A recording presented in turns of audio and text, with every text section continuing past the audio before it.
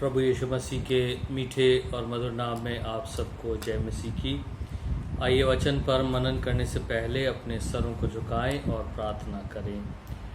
सर्वशक्तिमान पिता परमेश्वर, बड़ी नम्रता के साथ अपने सरों को तेरी हजूरी में झुकाते इस वक्त प्रभु तेरे कलाम पर हम मनन करने जाते हैं। प्रभु, हमारी दुआ है कि हमारे मनों को स्थिर कर, हमारे हृदयों को शांत कर, हमारे कानों को खोल कि प्रभु हम तेरी आवाज़ को सुनने पाएँ और तेरी पवित्र आत्मा की अगुवाई में प्रभु हम आज के विषय को समझते हुए अपनी ज़िंदगी में समझ के साथ और विश्वास के साथ आगे बढ़ सकें। हर एक के साथ हो, हर एक की मदद कर, तेरे पवित्र और मीठे नाम से मांगते हैं, आमीन। परमेश्वर के जिंदा कलाम में से पहला पत्रस उसका 5वां अध्याय और उसका 8वां पद मैं आपके सामने पढ़ रहा हूँ। यहाँ लिखा है, सचेत हो और जागते रहो, क्योंकि तुम्हारा विरोधी शैतान गरजने वाले सिंह के समान इस खोज में रहता है कि किसको फाड़ खाए। मेरे अजीजों, ये परमेश्वर का जिंदा कलाम है। परमेश्वर इसके पढ़े और सुने जाने पर आशीष दे। जबकि हम इन दिनों या इस समय में हम महामारी के दौर से होकर गुजर रहे हैं और कई लोगों को अपने विश्वास में हम डांवाडोल होता देखते हैं और कई लोगों को हम ये भी कहता हुआ पाते हैं कि शायद शैतान इस समय प्रबल है। ये शैतान जो हमारा शुरू से विरोधी रहा, परमेश्वर के प्रति बगावत करने वाला रहा, हमारे जिंदगियों को किसी न किसी से तरह से प्रभावित करने वाला रहा। ये हमारे लिए आज की तारीख में ज़रूरी हो जाता है कि हम समझें उसकी कार्यशैली को, उसकी गतिविधियों को, उसके कार्य करने की क्षमता को, जिससे कि हम प्रभु में और बढ़ सकें अपने विरोधी को जानकर।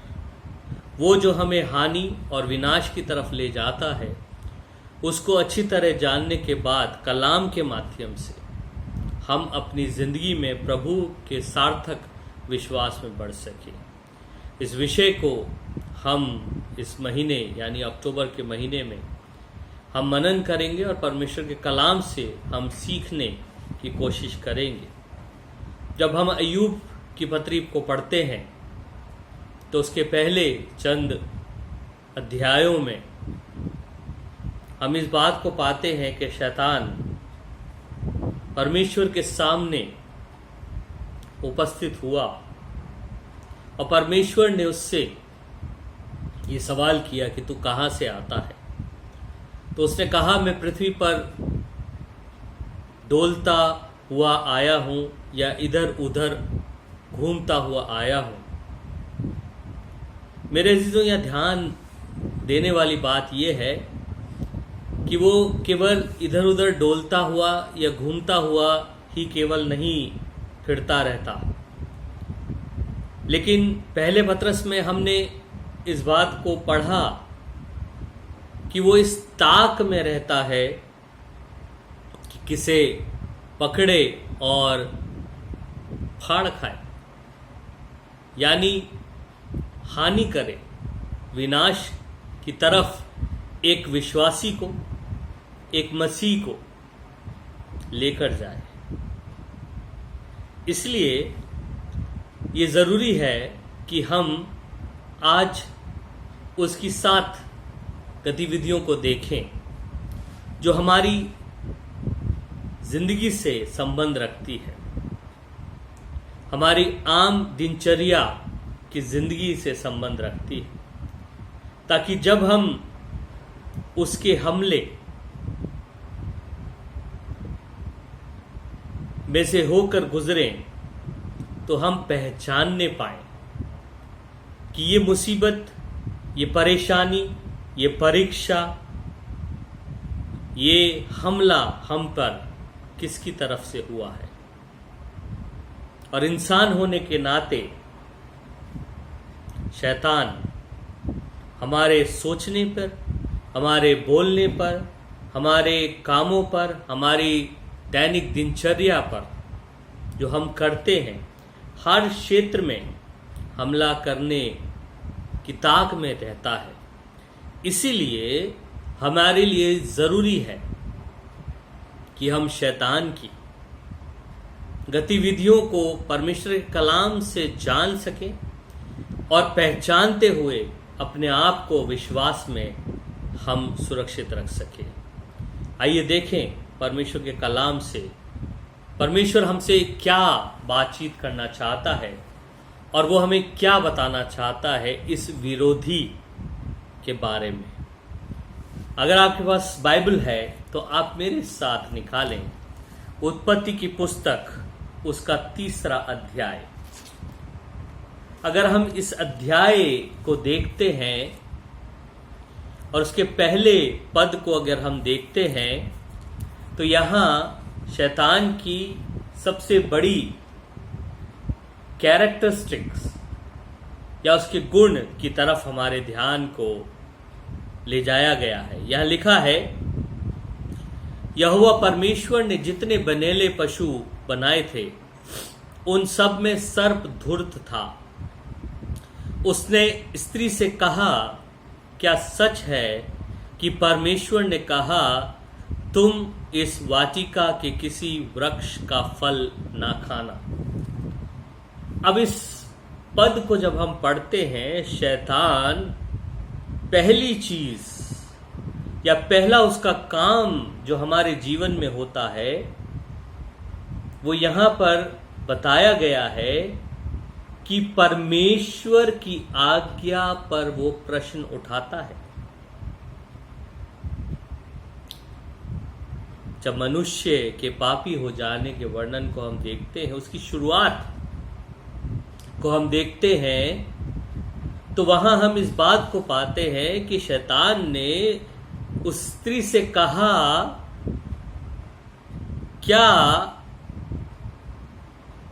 सच है कि परमेश्वर ने कहा है। आज यही प्रोसीजर, यही प्रक्रिया हमारी जिंदगी में भी वो अपनाता है।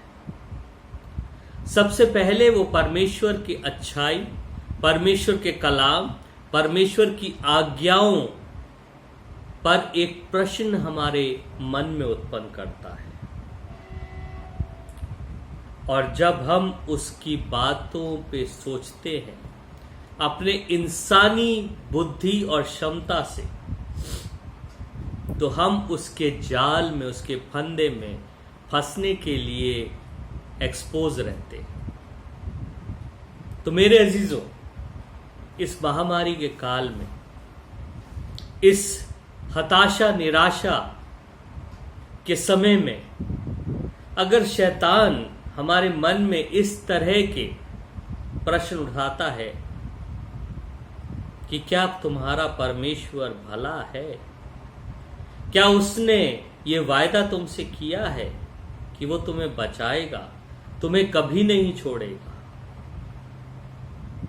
हमें उसकी चाल को, उसकी गतिविधियों को पहचानना है कि वो हमारे मन में परमेश्वर, उसके कलाम और उसकी आज्ञाओं के बारे में नकारात्मक प्रश्न ना पैदा करने पाए,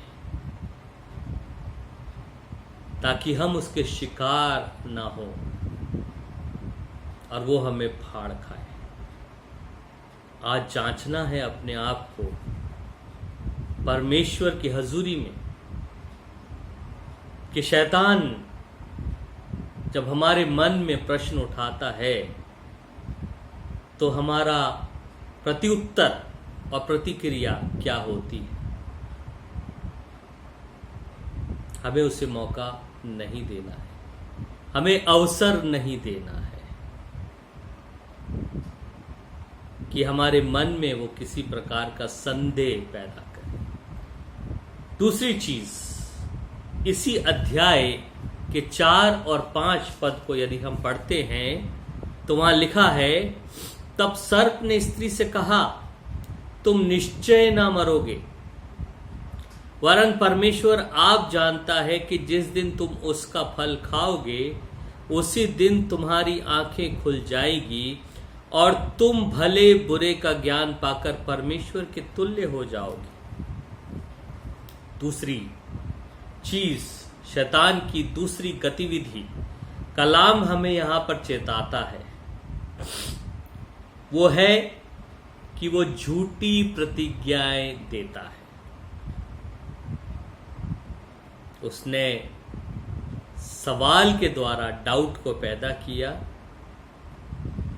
और फिर एक झूठी प्रतिज्ञा दी कि तुम नहीं मरोगे, तुम परमेश्वर के तुल्य हो जाओगे। आज भी उसका काम करने का ढंग या कार्यशैली बदली नहीं है। वो हमें भी झूठी प्रतिज्ञा देता है, कुछ नहीं होगा, सारी दुनिया करती है तो तुमने कर लिया तो क्या हो गया। देखो वो कितने संपन्न हो रहे हैं, जो झूठे लोग हैं, जो मक्कार लोग हैं। वो इस तरह की झूठी प्रतिज्ञाएं हमें देता है। मेरे अजीजों, सचेत हो जाना है, जागते रहना है कि शैतान की इन झूठी प्रतिज्ञाओं में हम ना फंसे। इसीलिए आज इस विषय को हम देख रहे हैं। जब हम कमजोर हैं, जब हताशा निराशा के माहौल में होकर गुजर रहे हैं, शैतान को ये मौका मिलता है कि वो हमारे मन में नेगेटिविटी को उत्पन्न करे और हमें परमेश्वर से दूर ले जाए। हमें उसको अवसर नहीं देना है। पहली चीज, सचेत रहना है कि वो हमारे मन में परमेश्वर की आज्ञा के प्रति कोई प्रश्न ना उठाए। और दूसरा, वो झूठी प्रतिज्ञाओं को पहचानना है तो शैतान हमें देता है। तीसरी चीज इसी आयत में है, 5वें पद में। वहां लिखा है, क्या लिखा है कि वो आप ही जानता है कि जिस दिन तुम इसका फल खाओगे उसी दिन तुम्हारी आंखें खुल जाएंगी और तुम भले बुरे का ज्ञान पाकर परमेश्वर के तुल्य हो जाओगे। ये उसका तीसरा तरीका है। पहला, उसने प्रश्न को पैदा किया। दूसरा, उसने झूठी प्रतिज्ञा दी। तीसरा, उसका काम जो होता है वो ये होता है कि परमेश्वर की भलाई के विषय में वो हमारे मन में संदेह पैदा करता है। 5वां पद ये बताता है, शैतान ने बोला कि वो आप जानता है कि जिस दिन तुम इसका फल खाओगे उसके समान हो जाओगे। तो डाउट आया कि परमेश्वर ने इस चीज के लिए मना किया है, क्या उसका स्वार्थ है? क्या इस आज्ञा में हमारी भलाई है कि उसकी भलाई है? इस तरह के प्रश्न जब आते हैं तब हम संदेह में घिर जाते हैं और परमेश्वर की भलाई के प्रति भी कई बार हम डाउटफुल हो जाते हैं। और यही शैतान का तरीका है जिसे हमें पहचानना है। आज कमजोर हैं, आज कई विश्वासी मसीह लोग तंगी की हालत में, कमजोरी की हालत में, बीमारी की हालत में हैं और शैतान इसी काम में लगा हुआ है। ये है तुम्हारे परमेश्वर की भलाई। वो तुम्हें ठीक नहीं रखना चाहता, वो तुम्हें सजा देना चाहता। ऐसे ऐसे कामों, ऐसे ऐसे अनुभवों के में वो एक अवसर को ढूंढता है कि हम परमेश्वर से दूर हो जाएं। लेकिन परमेश्वर कलाम कहता है जो उस पर विश्वास रखते हैं उनके लिए सारी बातें मिलकर परमेश्वर में भलाई ही को उत्पन्न करती है। इसलिए हमें शैतान के फंदे में, उसके ट्रैप में, उसके जाल में आने की जरूरत नहीं है। इसलिए हमें इस शैतान को जानना जरूरी है, जो हमें जिंदगी से मौत की तरफ ले जाता है, जो हमें मेल मिलाप से अलगाव की तरफ ले जाता है, जो हमें परमेश्वर के प्रेम से दूर ले जाता है। आज पहचाने किस एरिया में मेरी जिंदगी में शैतान इस तरह का काम कर रहा है। क्या वो परमेश्वर की आज्ञाओं पर प्रश्न मेरे जीवन में, मेरे मन में उठा रहा है? क्या वो झूठी प्रतिज्ञाओं को दे रहा है, या परमेश्वर की भलाई के प्रति वो मेरे मन में प्रश्न उठा रहा है? आज जागने की आवश्यकता है, आज सचेत होने की आवश्यकता है। चौथी चीज देखें, उसका तरीका देखें, कलाम से सीखें। लूका रचित सुसमाचार को अगर हम निकालते हैं, नए नियम में आ जाते हैं, लूका रचित सुसमाचार और उसका 13वां अध्याय और उसका 11 और 16 पद देखें। आज हमारे जीवन से संबंध हो सकता है इस चीज का। लूका 13 और उसके 11 और 16 पद में यूं लिखा है, वहां एक स्त्री थी जिसे 18 वर्ष से एक दुर्बल करने वाली दुष्ट आत्मा लगी थी और वह कुबड़ी हो गई थी और किसी रीति से सीधी नहीं हो सकती थी। ये उसका 11वां पद है। 16वां पद कहता है, तो क्या उचित न था कि यह स्त्री जो अब्राहम की बेटी है, जिसे शैतान ने 18 वर्ष से बांध रखा था, सबत के दिन इस बंधन से छुड़ाई जाती। ये चौथी चीज है शैतान के काम की, उसकी गतिविधियों की, कि वो लोगों को बीमारी से बांधे रखता है। यहां प्रभु यीशु मसीह ने सबत के दिन एक कुबड़ी स्त्री को चंगा किया और स्पष्टता से यहां पर लिखा गया कि शैतान ने उसे बांध रखा था। आज भी हमारी जिंदगियों में वो इसी काम को करता है। पौलुस का अनुभव देखें, वो कहता है, शैतान का एक दूत एक कांटा चुभाया गया।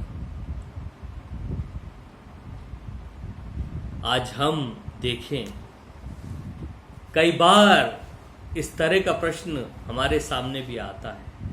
हम तो प्रभु के सेवक हैं, हम तो प्रभु के लोग हैं, लेकिन ये बीमारियां, ये कमजोरियां हमारी जिंदगी में आती है। मेरे अजीजों, जितना आप प्रभु में बढ़ेंगे, उतना परमेश्वर का और आपका विरोधी शैतान आप पर हमले करेगा। लेकिन हताश नहीं होना है, पहचानना है, जागना है, सचेत होना है और प्रभु की निकटता में बढ़ना है। कॉम्प्रोमाइज नहीं करना है बीमारी में, कि इधर भी मत्था टेक लो, उधर भी चादर चढ़ा लो और परमेश्वर से भी दुआ करो। शैतान यही तो चाहता है कि आप डावाडोल हों, आप अस्थिर हों, आप प्रभु से दूर हो जाए, क्योंकि उसकी गतिविधि है, उसकी कार्यशैली है। इसलिए हमें इस बात को जानना बहुत जरूरी है। पहली चीज, शैतान की गतिविधि जो हमने देखी, जिसके प्रति इन दिनों हमें सचेत रहना है, वो ये है कि परमेश्वर की आज्ञाओं के प्रति वो हमारे मन में प्रश्न न उठाने पाए। दूसरी चीज, इन दिनों में सचेत रहना है कि वो झूठी प्रतिज्ञाएं दे, उस पर बिलीव नहीं करें। तीसरा, इन हताशा भरे दिनों में हमें परमेश्वर की भलाई के ऊपर कभी भी डाउट नहीं करना है। और चौथा, शैतान के इस हमले पर, जो शारीरिक रूप से हो सकता है, उसका सामना करना है। कलाम कहता है, उसका सामना करो तो वो तुम्हारे पास से चला जाएगा। चाहे बीमारी हो, तंगी हो, सामना करें परमेश्वर की सामर्थ्य से, अनुग्रह से, वो भाग जाएगा। लेकिन पहचानना जरूरी है। पांचवी चीज अगर हम देखें, लूका रचित सुसमाचार उसका 8वां अध्याय और उसका 12वां पद यदि हम पढ़ते हैं, बड़ा प्यारा ये दृष्टांत है, बीज बोने वाले का दृष्टांत। वहां पर लिखा है, क्या लिखा है 12वें पद में? वहां लिखा है, मार्ग के किनारे के वे हैं जिन्होंने सुना, तब शैतान आकर उनके मन में से वचन उठा ले जाता है कि कहीं ऐसा ना हो कि विश्वास करके उद्धार पाएं। ये उसका काम है, ये उसकी गतिविधि है। पांचवी, कि वो हृदय से वचन चुरा लेता है। हम सुनते हैं परमेश्वर का वचन, है ना, तरह तरह के माध्यम से, एक रूटीन के माध्यम से, सुबह भी टीवी चला के, गाने चलाकर, अलग अलग माध्यम से परमेश्वर का वचन सुनते हैं। लेकिन शैतान क्या करता है? आता है और हृदय से वचन चुरा कर ले जाता है ताकि हम उद्धार ना पा सकें। ये उसका काम है। तो इन दिनों में, इन तंगी भरे दिनों में, इन कमजोरी भरे दिनों में ये अवसर हमें शैतान को नहीं देना कि वो परमेश्वर के कलाम को हमारे हृदय से निकाल कर ले जाए। वचन को थामे रहना है, और थामे ही नहीं रहना, उस वचन के द्वारा विश्वास में जीना है ताकि उद्धार, क्षमा, आशीषें, इत्मीनान, सुरक्षा, चंगाई हमारी जिंदगी में बनी रहे। इसलिए इन दिनों में जब परमेश्वर ने हमें बहुतायत का समय दिया है, हम उपयोग करें परमेश्वर को जानने का और परमेश्वर और हमारे विरोधी को जानने का। जानेंगे तभी तो हम सामना करेंगे, तभी तो वो सारे हथियार हम बांध सकेंगे जो कलाम हमें बता रहा है। मेरे अजीजों, क्या मैं और आप जानते हैं उसे?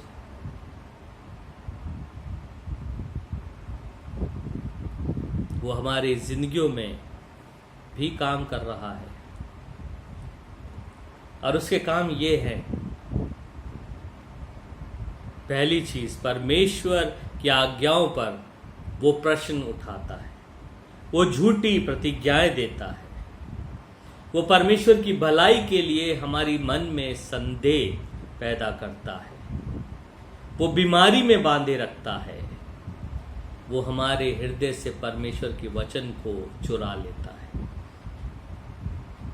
इसलिए हमें जागने की आवश्यकता है। देखें और क्या करता है। पहला थिस्सलुनीकियों उसका 2 अध्याय, पहला थिस्सलुनीकियों उसका 2 अध्याय और उसका 18वां पद हम निकालें। यहां क्या लिखा है? पहला थिस्सलुनीकियों उसका 2 अध्याय और उसका 18वां पद कहता है, इसलिए हमने, अर्थात मुझ पौलुस ने एक बार नहीं वरन 2 बार तुम्हारे पास आना चाहा, परंतु शैतान हमें रोके रहा।